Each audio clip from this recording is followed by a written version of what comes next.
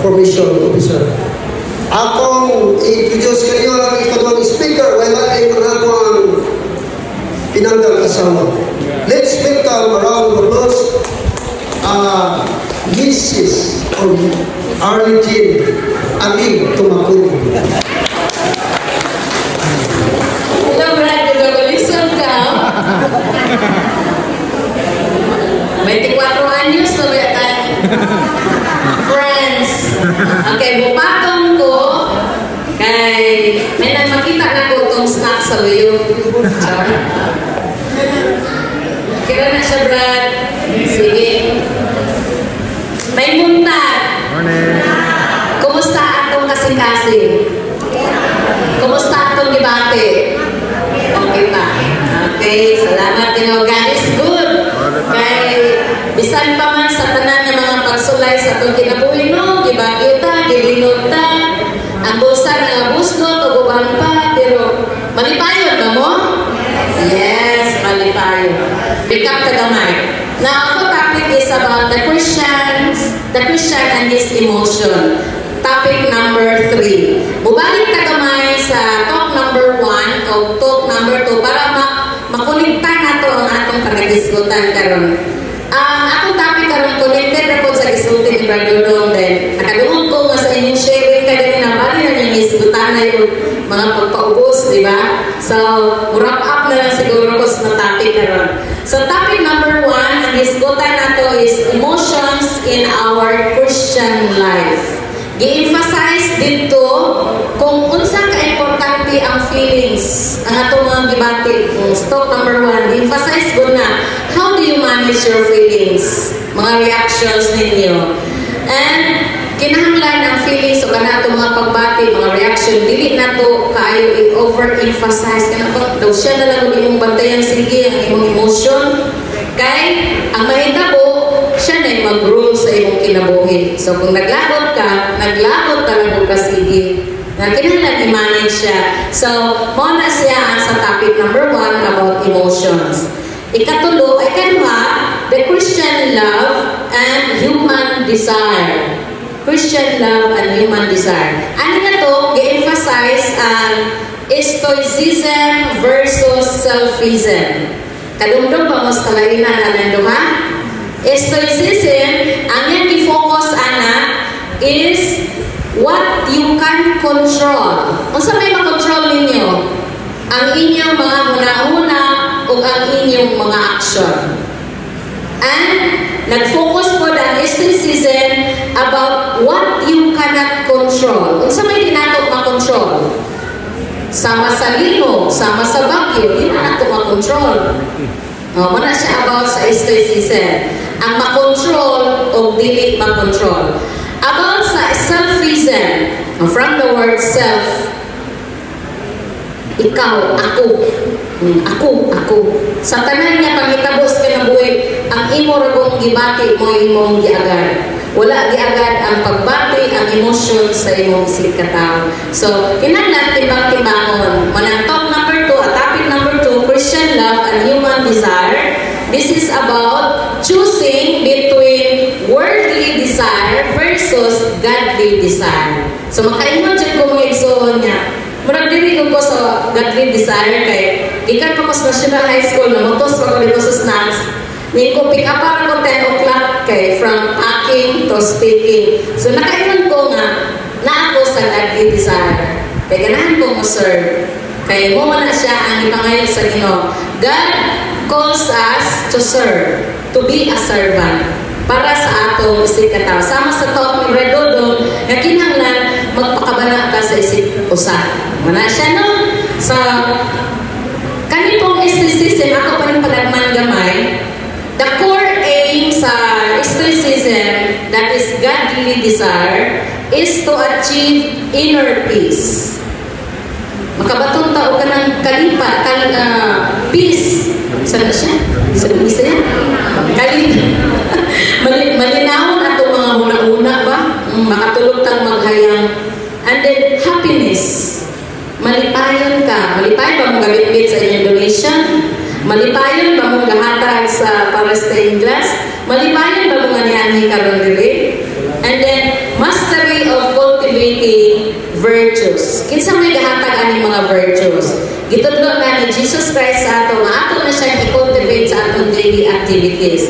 Virtues like wisdom, justice, courage, and discipline. So muna siya core focus sa stoicism. Stoicism versus selfism. Pero ngayon ganit ka nga, di ko kapagod, tagmatin ko kasi hindi, di ko ma-enjoy dito, magsigir ko pungko, magpatuyo ako, ilang snacks dito, ang sarap mo to, dagay kay kaon, something inana ba, example lang. So, it is nasa imo, kung asa imong pilion.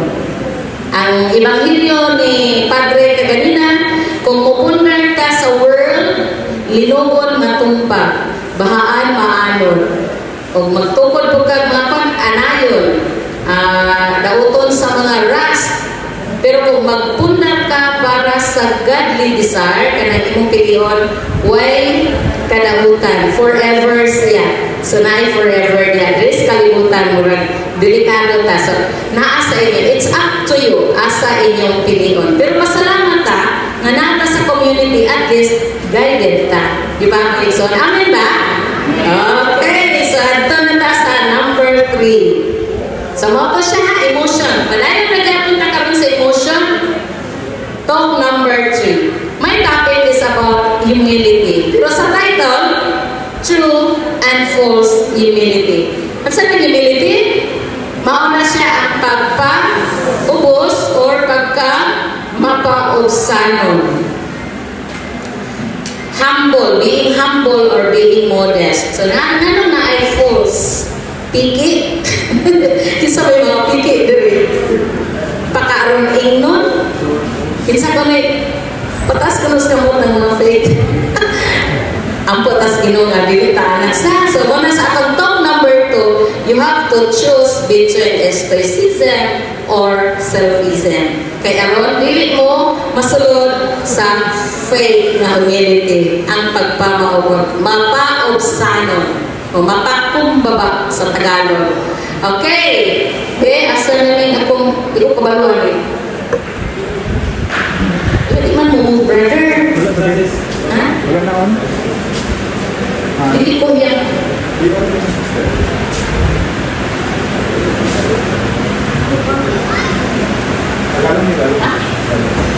Lalo. Kisa hindi pagpalalog.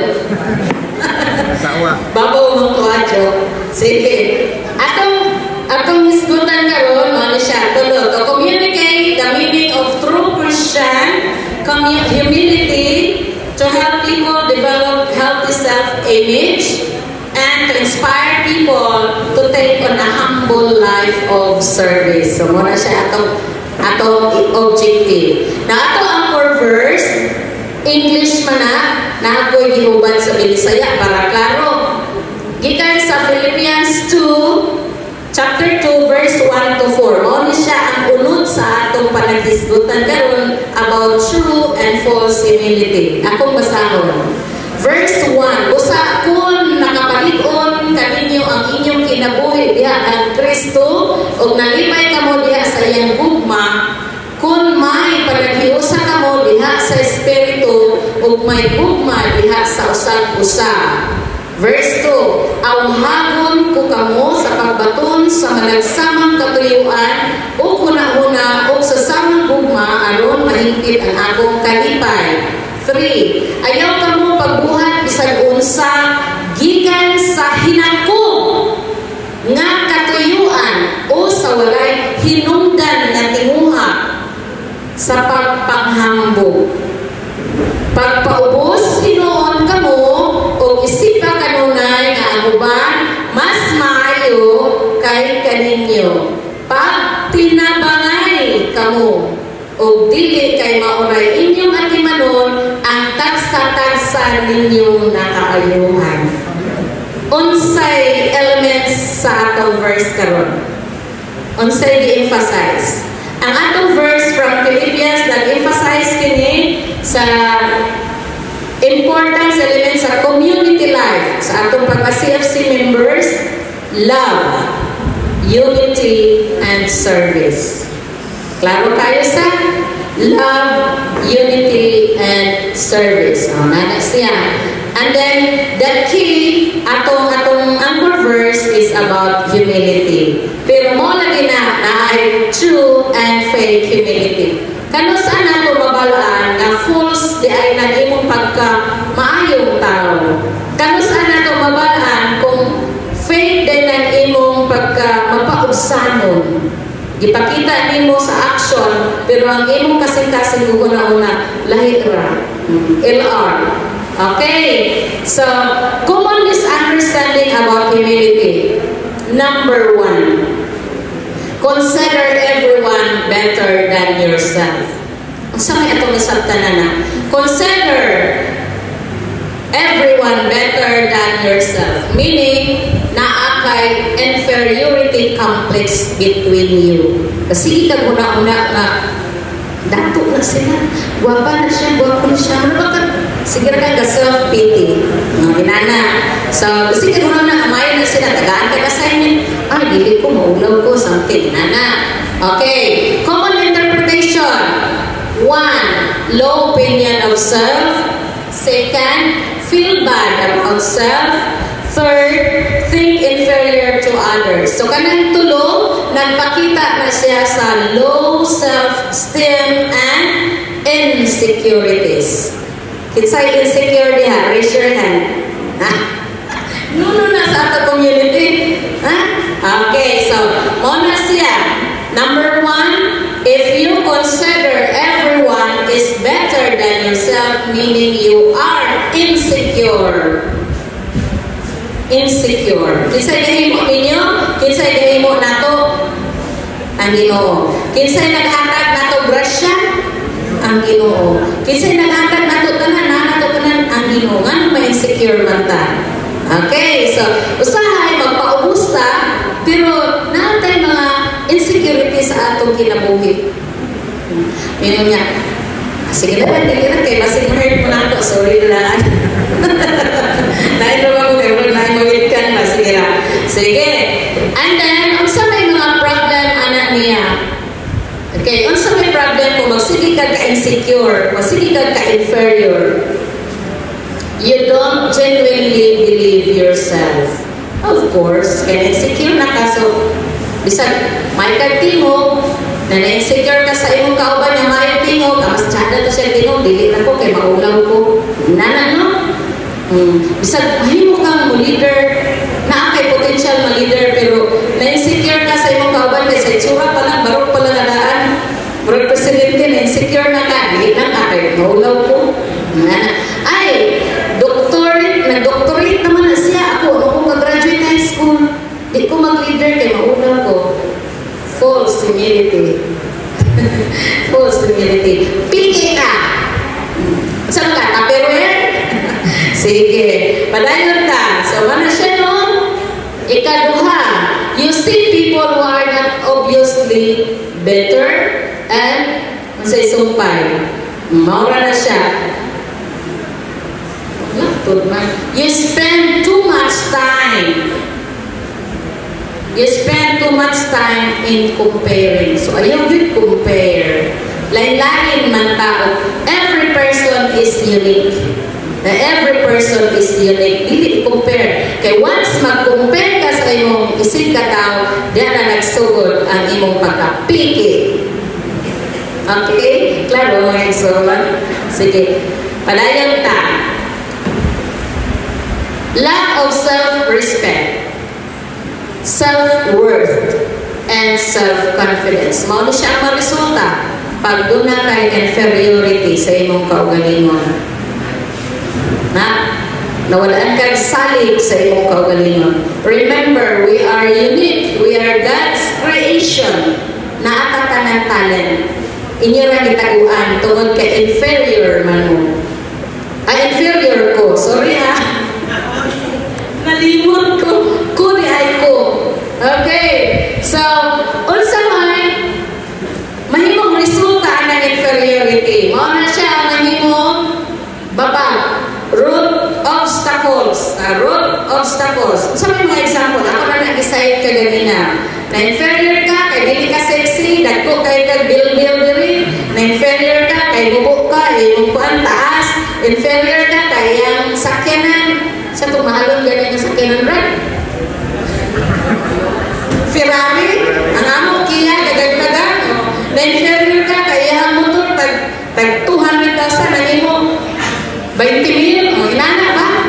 You are comparing. So, na-stress ka, isamot ka ka-inferior. Muna siya.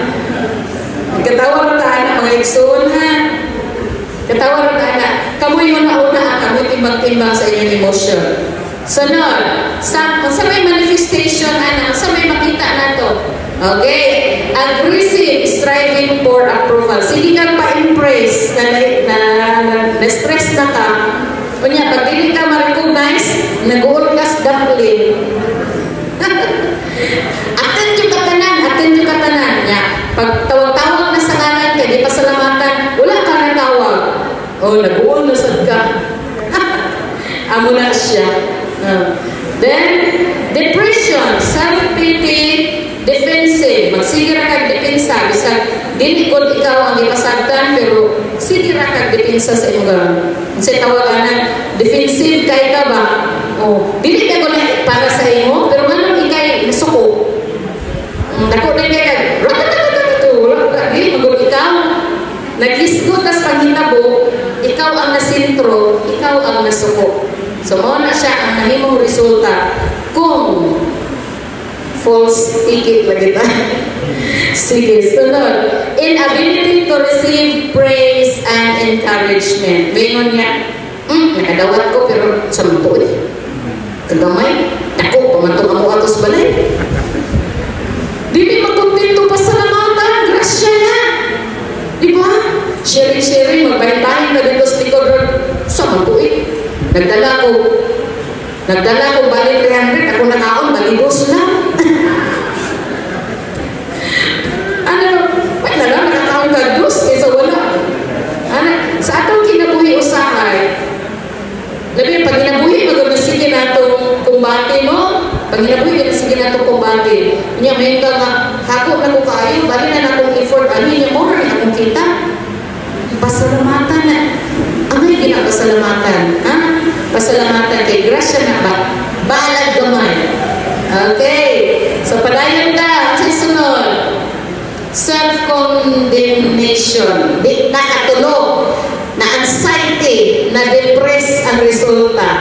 Nakabalo na mo kung sa common panghitabo ka mo ma-depress. Mangita dahil ng mga heights, mga habog.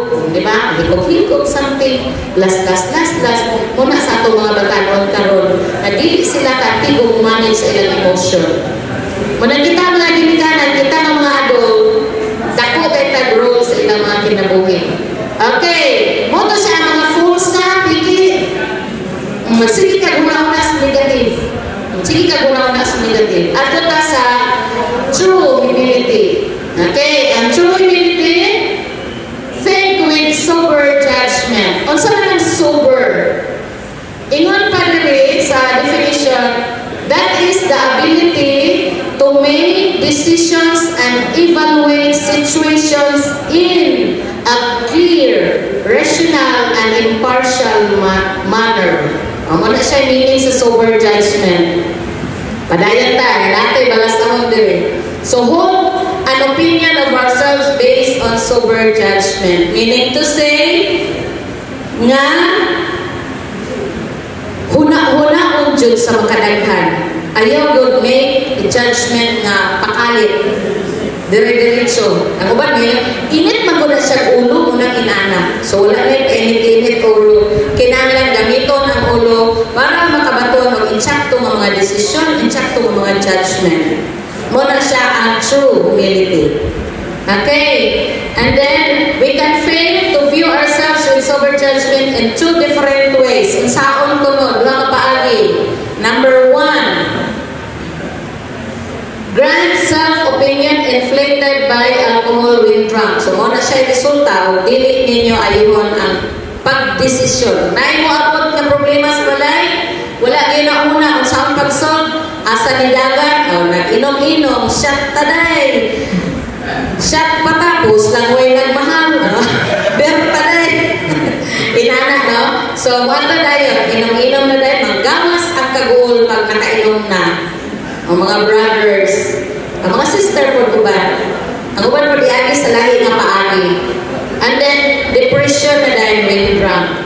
Okay, what is the truth about ourselves? Kung sa may kamaturan about true humility, there are two extreme. Kung naatay sa to? Exertism. Masa ito magalinag? So, exertism versus selfism. Extreme to siya, no? Between worldly desire and godly desire. Ang ganito, naapoy extreme niya. Between prideful and self-condemning. Okay. Number one, nakaliligarin yung tanaw na yung kuligo. We are dependent creatures. God loves us. Nakadepende ka sa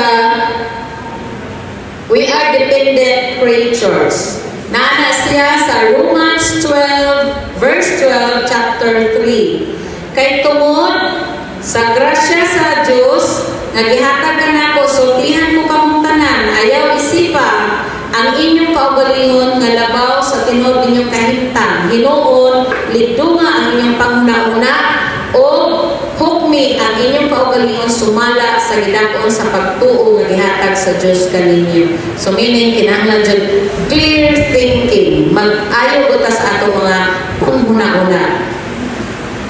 Okay, we rely upon God in everything because God is the source of everything. Muna akong giyon kaganina nga, gihimo ta sa Ginoo, gi-provide ta sa tanan.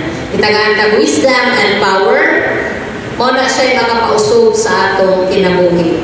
Pero kung dili siya gamiton, mausog gid ang atong kinabuhi. Kung mupili ta sa world of flesh. Lahi ko na siya katapik ang world of flesh. Okay, so we are created in God's own image and likeness. We have been redeemed and made part of God's people. Each of us has the gifts and ability to be used to serve God and brethren. To be used to serve God and brethren. So, ang naaka natong tanan, gamiton para pag-alagad sa atong isig katao. Muna'y atong balik bayad sa kaayo sa Ginoo sa tanan nga gihatag grasya kanato. Okay, true Christian humility according sa Ephesians chapter 1 verse 4 at tungos Binisaya. Sa wala pang buhana ang kalibutan, dipili na kita sa Diyos diha kang Kristo aron mahimo kita ang balaan ug walay sala sa iyang katubangan tungod sa gugma. So kana klaro kay na pagpangamatay ni Jesus sa cross, mo na siya ilahanan nga dako kayo iyang pagpaubos, pagpakita sa iyang maalang kanato. Sunod. Okay, unsa man ang true Christian humility? Asa naman na siya dapita? Okay. Naay gitawag nga ibalik. Okay, hinges in the word superior and better. Kanus katawgon superior, kanus katawgon better person. Okay, so kini siya does not mean superior value, ability, or virtue, does not connote inferiority. Taas na kay kang title, or inferior, maghihapon ka. To think of others as superior to oneself is to be a servant to others.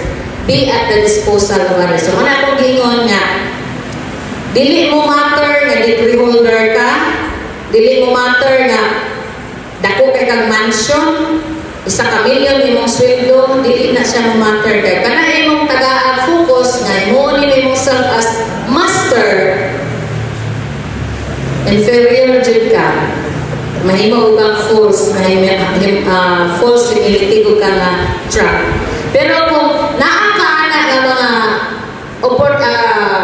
grasya, worldly nga mga grasya, dahil gamito nimo na pag-serve sa imong isig katao, at tugutanan, itawag nga true Christian humility. Kanang imong kwarta diha ka gitaya na, i-share nimo na sa mga wala na, mga nasulugan, nabahaan, inyong mga salina na, ilan na ka layer, inyo na sige ginatalo, kay ingon mga branded baguni. Branded, hindi niya ihangkag, itago rin niya. Anay rin murot anak. Pero i-share ninyo na malipay ang Ginoo, malipay ang katawan. Gingon niya, you have to be at the disposal of others. Kinahanglan magpakabanata sa atong isip, kaingon. Then, opposite sa humility is rivalry or selfishness and conceited, tikalon. So, muna siya, opposite sa humility. Pag makita na ganit, nag-uog na ganito sa mga iksod niya, nakapalit na ganit yung bago ng TV na 55 inches, bali na ganda niya yung tikal. Nakapalit na ganit yung jug na pantalon. Yeah. Piki na ito, tikal na siya kayo. Tikalon ka. Ayun, gulong tikal. Tingnan na, thank you Lord, bisag piki ni jug ako pantalon. Diba? Thank you Lord, bisag kagay-kagay mo sa kinan, pero namin bisag yan, mapigalakaw. Thank you Lord, bisag usa ka kilo raning akong bugas, pero namin gikaon. Diba? Salamat talaga ng talang grasya. Okay. Kalisura, balik-dagan ko gihawilan. Handling problems.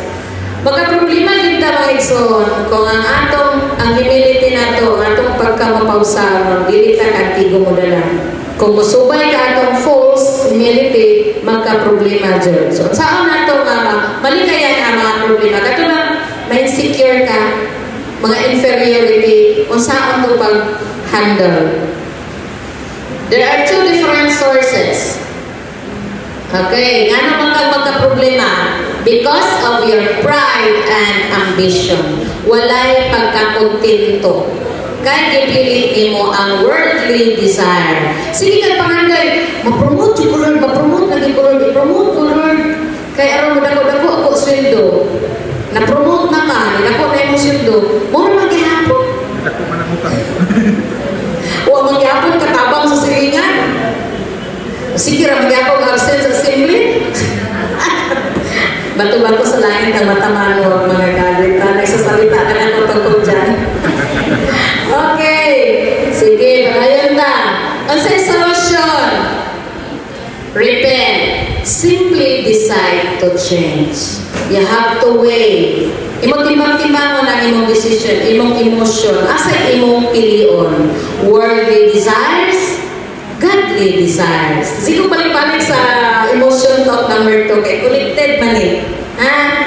Okay. And then, another problem. Insecurity and feelings of low self-worth. So, pareho na kanina ako i-explain. Muna ang problema. Then, solution. Grow more secure and confident.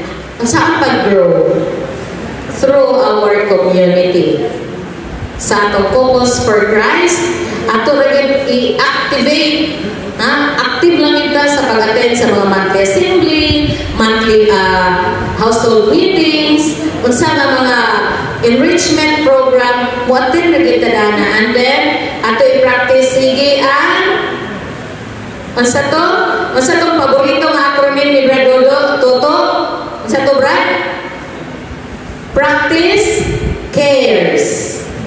Then, simba kanunay. And then, practical suggestion for overcoming problems. Acknowledge the problem. Ayun, dagan. Ayun, dagan kay gugurun yung anak. Ato ba nga ang problema para mapakita ang solution? Repent. Ayun na self-denial. Si Kuan ang gudo, mga lahi pasilingan, ikaw ko'y hinungdan, kasala ko. Ayaw na pangalahi. Nana na, ato ba nga ang problema? Basuli ang imong sayop na desisyon.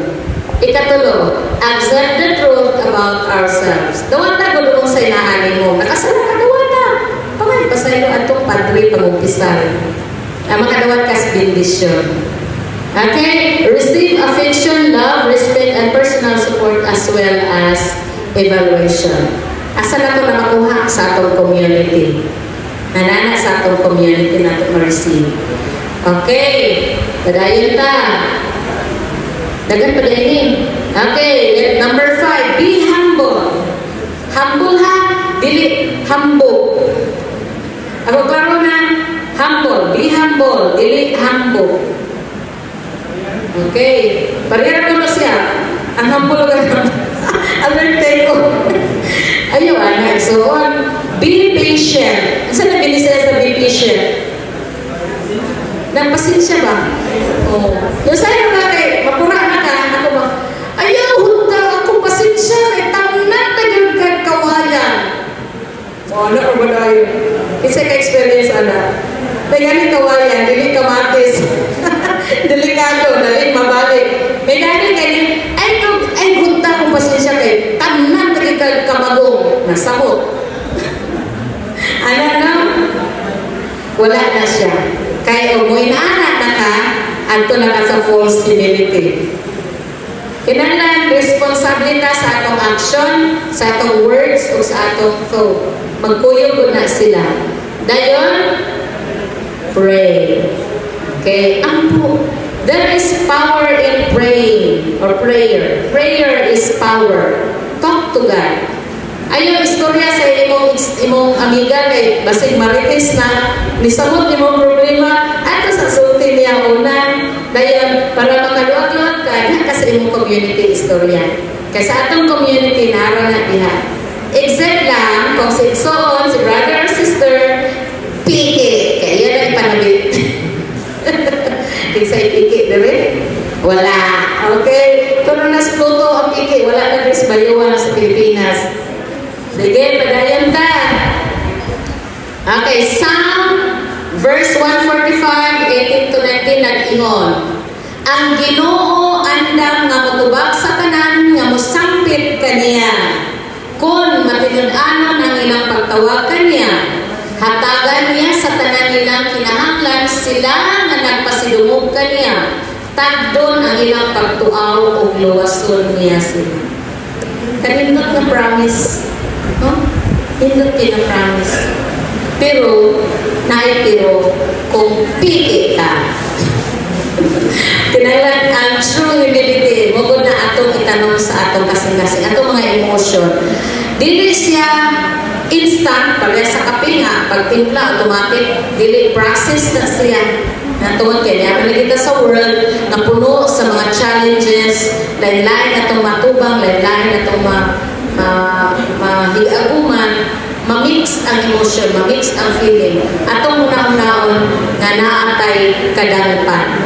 Okay? Our Lord is the perfect model of true humility. Sama sa pagpalansang ni Jesus sa krus, sama sa paghugas niya sa tiil sa iyang mga apostoles, o sana siya ka simple siya, pero muna siya ang pagpakita nga ang true humility. Sa inyong tapat, saan ka ninyo pagpakita ng true humility? Sa atong kaugalingon, sa atong mga anak, sa atong partner, sa atong husband, sa wife, sa atong mga igsoon, unsaon na ito pagpakita ang true humility. The decision is yours. Mupili ba mo sa world? Pili ba mo sa God? Naalala din yung kanan. That's all. Thank you and God bless everyone.